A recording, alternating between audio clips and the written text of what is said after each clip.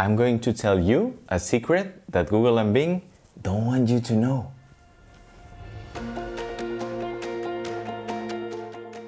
I'm sure that if you own or manage a website, you've seen this column right here on Google Search Console. It's called CTR, or click-through ratio. With it, Google measures how often people click on your website while searching for a specific keyword. And we know for sure from confidential documents leaked from Google that this is one of the decisive ranking factors for every website in the search feed. But how does it work, and how do we change this number to rank higher?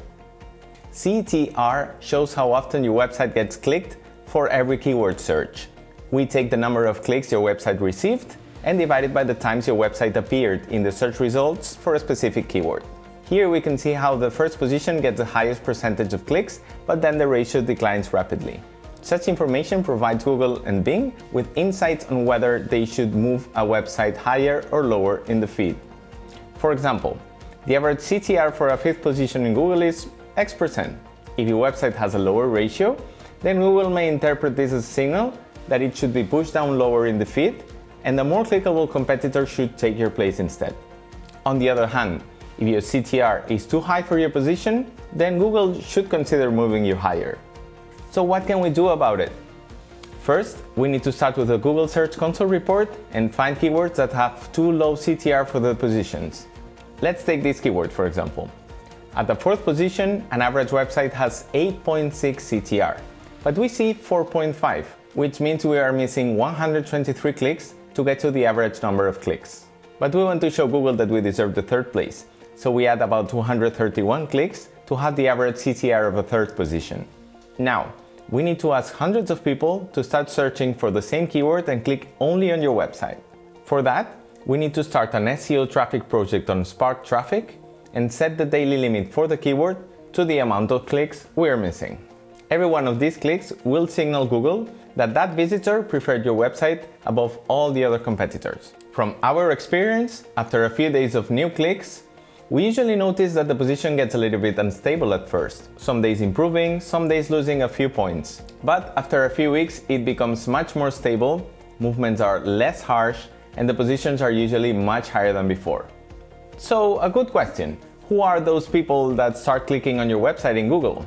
I won't say it here, but you can ask our customer service and they will provide you with a link to a platform where anyone can sign up and start making a small amount of money for every click. It's called Beer Money, when you can perform a tiny task and earn a few $1,000s in your free time every month. Many services similar to ours use bots, thus keeping the prices extremely low. But hiring real people has a great advantage. They have real Google accounts and a long history of Google Bing searches, making every click much more valuable and creating a real audience around your website. So what else can we do to make SEO traffic more efficient?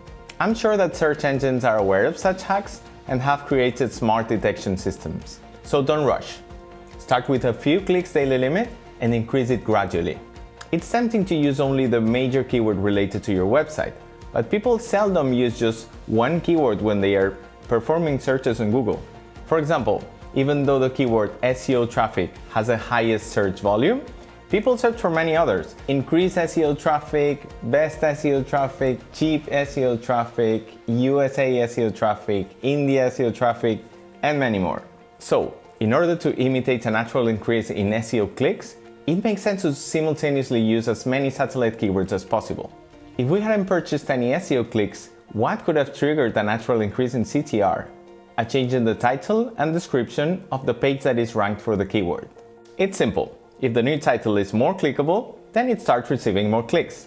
And the same goes for the descriptions. But we want faster and more guaranteed results. That's why we use SEO traffic. And to make it look more natural, with every increase of clicks, we should make some changes to the title and description of the page. These will signal the search engines that it was those changes that made the website more clickable and that the new title should be displayed higher in the search feed. If your website is geo-oriented, which means you work with a particular set of countries, it would make sense to geographically limit the people clicking on it on Google. But this can lead to a slowdown in traffic. Because SparkTraffic hires real people, some regions may have a limited amount of users ready to search for your keywords. So if you notice it, try adding more countries. SparkTraffic has both geo and device targeting. Each setting increases the price per click. From our experience, after running multiple tests, we haven't noticed a significant difference between using geo-targeting or not.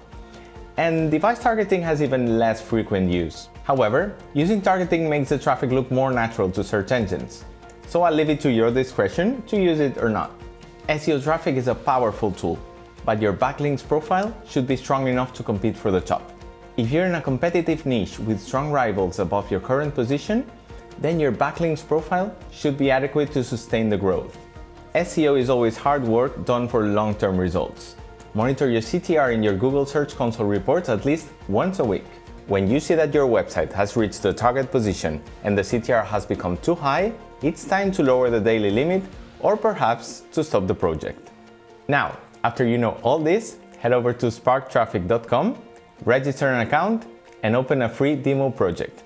You will get 50 free clicks. Use them wisely and remember to be natural but consistent. Add a few keywords and set low daily limits. After a few days, check your Google Search Console, and when you confirm that the clicks do appear in the reports, proceed to paid projects. I greatly appreciate you watching this full video, and as a way of saying thank you, I'd like to share with you one last secret. Ask our customer service for a discount. They are great people and love helping. Again, thank you for watching, subscribe to our channel, and don't forget to like this video. See you next time.